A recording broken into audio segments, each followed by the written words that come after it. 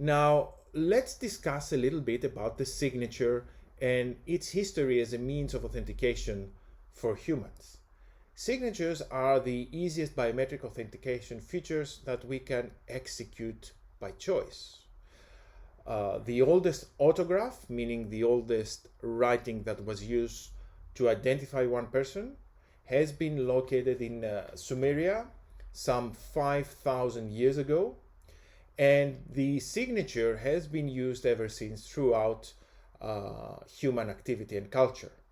But it wasn't until 1677 and the Statute of Frauds Act of the English Parliament that the signature was recognized as an essential part for contracts in order for them to be legally binding.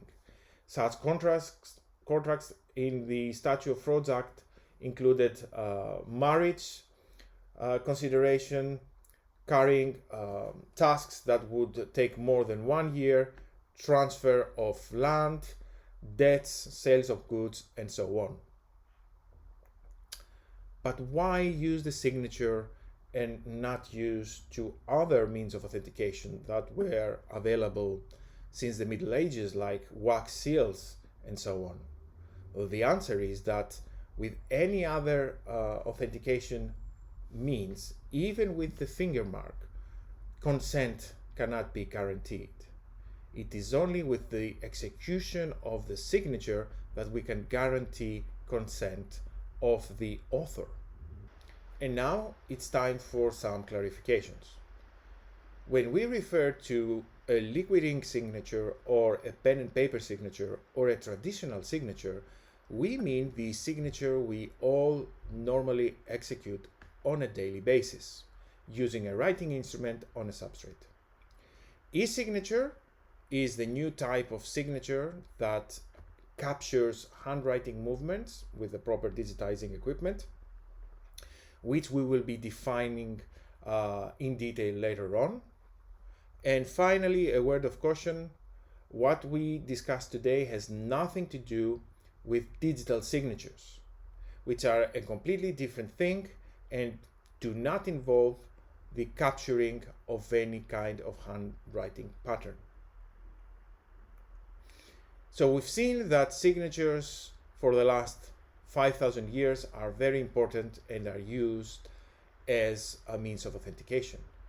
But the question is whether it is a good means of authentication, meaning, is there a scientific methodology in order to determine authorship and genuineness? In order to address that, we need to examine two separate questions. The first one is whether signatures are truly unique to their author. This has been extensively researched, and it has been determined that the execution of handwriting is a complex neuromuscular task that involves both the brain and the neuromuscular network to function, and therefore is highly complex and unique to the owner of the signature, and it cannot be completely replicated by any other person. So the second question that we need to discuss is whether that authenticity can be determined on a scientific level.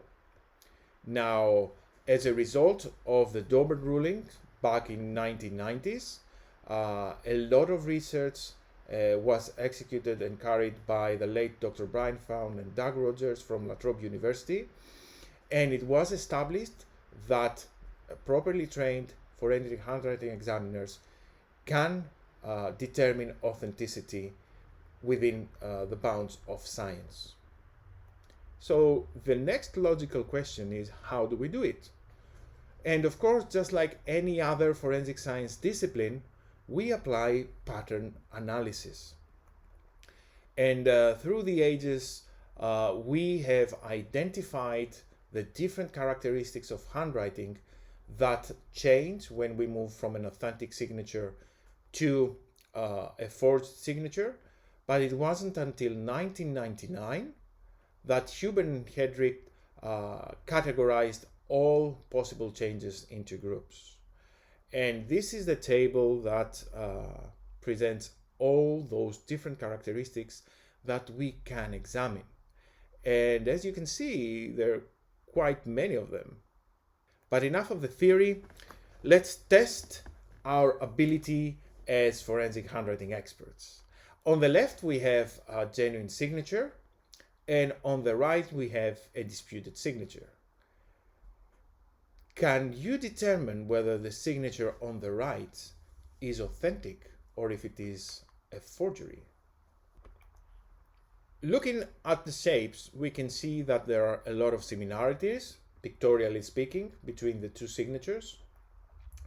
There is a slight difference at the bottom part of the disputed signature, but that can be explained by the natural variation of the genuine signatures of the author, especially if we had access to more genuine material, and therefore this signature is a genuine signature. What about this signature? Over here we can see that the bottom part is more similar to the one of the specimen signature, but we have big differences in the middle and upper part of the signature, plus the quality of the line of the signature is quite bad in the disputed signature, and therefore this signature is a forgery. Finally, what about this pair of signatures? It would be ridiculous to proceed to any type of comparison as they are so strikingly different. Still, the signature on the right was executed by the author of the specimen signature when asked to produce a signature with intent to deny it after the fact. So this is another category of signatures that we call disguised signatures. So we see that signature examination, it's not so trivial after all. So how do forgers forge? In this example, the signature on the top is a genuine signature. The signatures on the bottom are two forgeries of completely different types. The first signature is a more accurate simulation of the form of the specimen signature, but in order to accomplish that, the forger executed the forgery with less natural movements. And if we look at the dynamic data of the signature execution, we can see how slow the execution is. It takes almost 4 times the length of the original signature. So that's one extremity. The other extremity is to try and execute a more natural movement, a more natural execution of the forgery, but exactly because it is not the forger's real signature, the shape will be sacrificed. So with this extremity, we have a more natural execution, but a more inaccurate representation and simulation of the pictorial characteristics. Every forgery falls somewhere between these two extremities.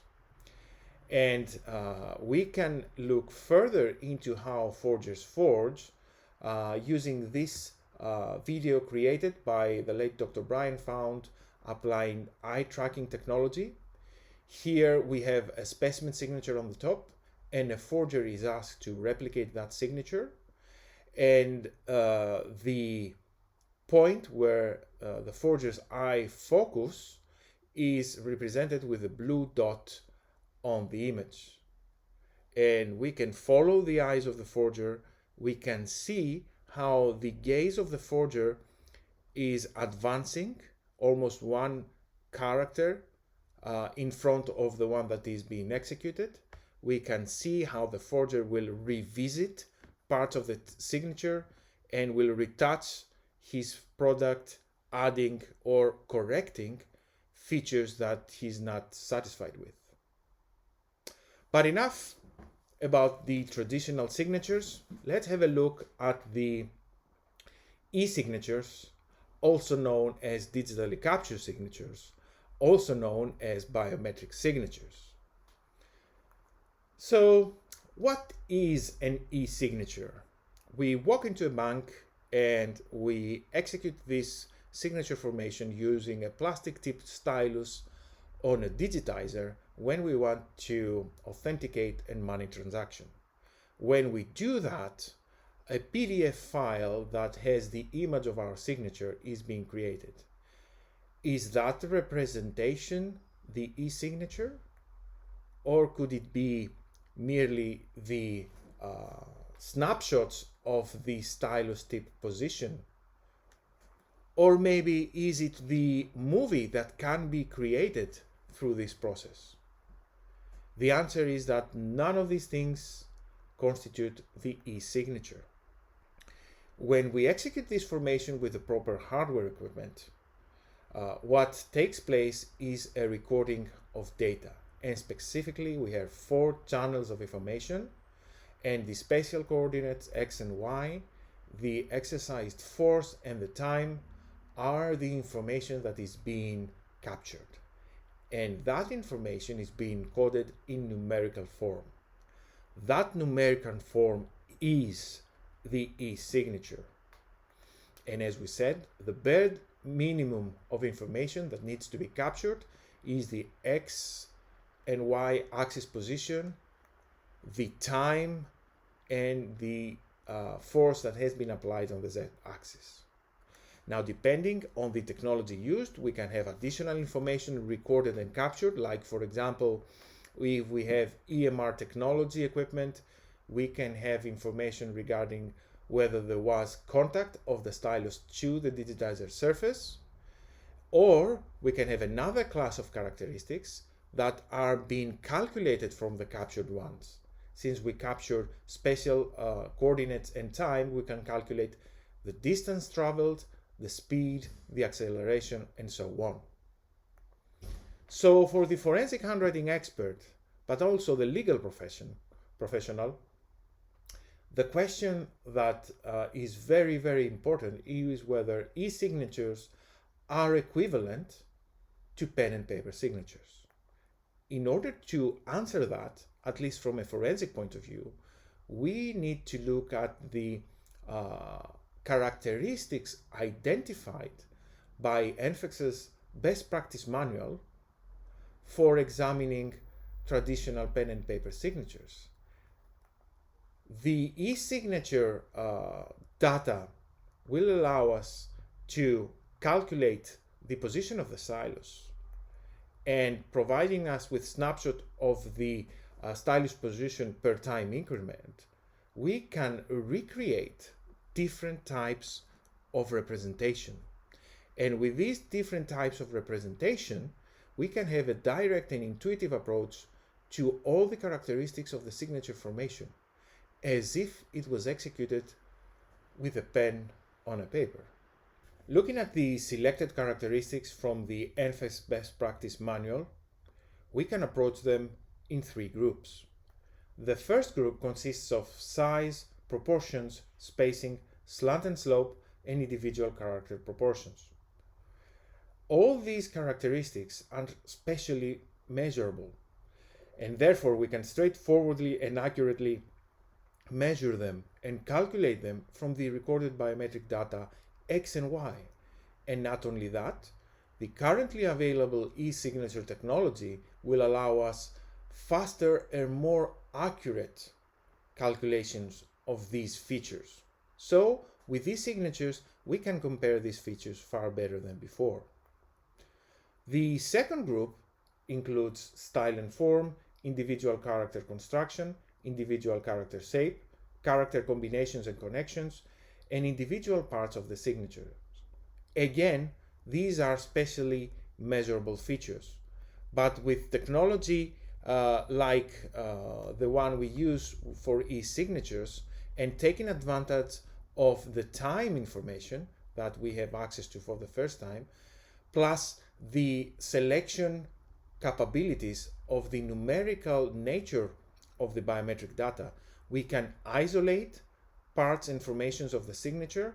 We can create movies so we can see the natural sequence of execution and therefore analyze them faster and far better than before.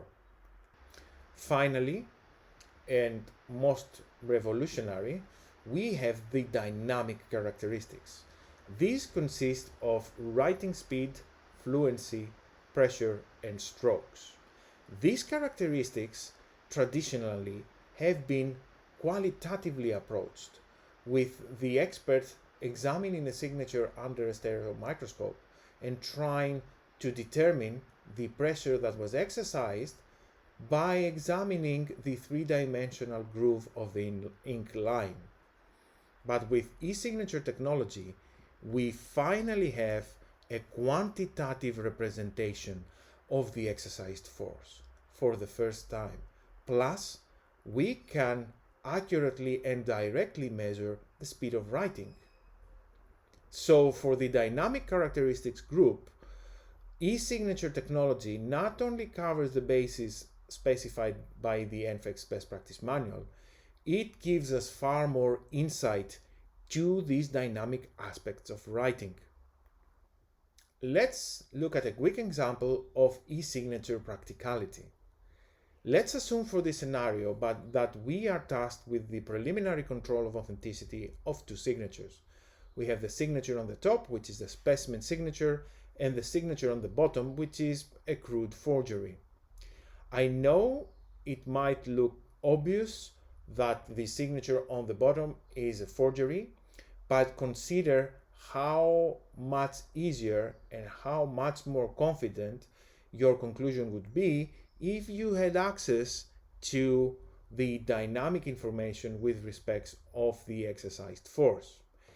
Here we can see how different force has been applied and different of the pressure profile. And if that gives you more confidence than before, consider having access to the temporal information as well. And we carefully selected this example of forgery because the time of execution of the forgery is very close to the time of execution of the original signature. It's 4.5 seconds versus 4 seconds. Still, the rhythm of execution is completely different. So what's the current state of affairs for e-signatures from the forensic point of view? As we already discussed, we have at our disposal several new different representations of the same signature execution movements. This allows the expert not only to examine and determine the authenticity of questionee signatures, but also to include e-signature technology in their routine pen and paper casework. For example, consider an expert has to analyze the signature in order to examine a question pen and paper signature. The expert can analyze this signature, spending a lot of time with the signature under the microscope, but consider how much easier and faster the determination of the sequence of strokes, if nothing else, can be done when having access to e-signature technology. And there is e-signature technology available that will guarantee us that the person providing us with sample executes the exact same motions as if they were signing with a pen on a paper. Specifically, the Wacom clipboard allows us to simultaneously capture e-signature information when the person is executing a traditional pen and paper signature using an inking EMR active pen on a specific type of paper form on the clipboard, and therefore guaranteeing that the conditions of signature execution are exactly the same as if it was a pen and paper sample. So where are we at? We are at the point where we are trying to establish a common analysis methodology. Within the second semester of 2020, the next version of the best practice manual for the forensic examination of handwriting will be released by NFC and NFEX. And within that new version, there is an appendix regarding the determination of authenticity of e-signatures, depicting a clear methodology and flowchart of how to accomplish that. Still, there's a long way to go, because all solutions are not the same. And as we mentioned earlier, all solutions will capture the same basic channels of information, X, Y, time, and force. Still, the way that these types of information are represented in their numerical form is not the same. And not only that, the association of pressure levels to exercised force is different from hardware to hardware. For example, these two signatures were executed by the same person, one after the other, and were captured with different equipment. And we can see that the pressure levels described by a different color in these two representations are different. If an expert is asked to render an opinion regarding authenticity of one signature versus the other, if they are not aware of this feature, they will misinterpret the different pressure profile as an indication of forgery and therefore reach an erroneous conclusion. But we do address this issue. Part of my PhD research with Staffordshire University involves the calibration of different equipment, leading to a calculation of this pressure force correlation function, the so-called zeta function, and using the zeta function in order to achieve normalization and therefore guarantee and provide the ability to experts to compare e-signatures captured with different equipment. I will not go deeper to the technicalities of this solution, but I will show this example because I think it's quite striking. Again, we have these two signatures executed by the same person. The signature on the top was captured with the Wacom STU530 digitizer. The signature on the bottom was captured with an Apple iPad Pro and Apple Pencil. So, through our methodology, reversing the zeta function for the iPad Pro, calculating the originally exercised force in Newton, and then recalculating the pressure levels that would have been assigned to that force if it was executed on the STU530, we can normalize the signature that was captured with the iPad Pro and represent it with the pressure levels as they would have been assigned by the STU530. And you can see and follow that the pressure profile in the normalized version of the bottom signature are the same as those with the sample signature. So, what's the conclusion of this lecture today? We love e-signatures. We really do. They make our lives easier, and we can examine and determine authenticity of this new medium. There are a lot of things to be done, but there's a huge progress that has been achieved within the last 2 years, and the goal is to achieve e-signature to pen and paper signature equivalence legally, methodologically, and practically. Thank you very much for your attention.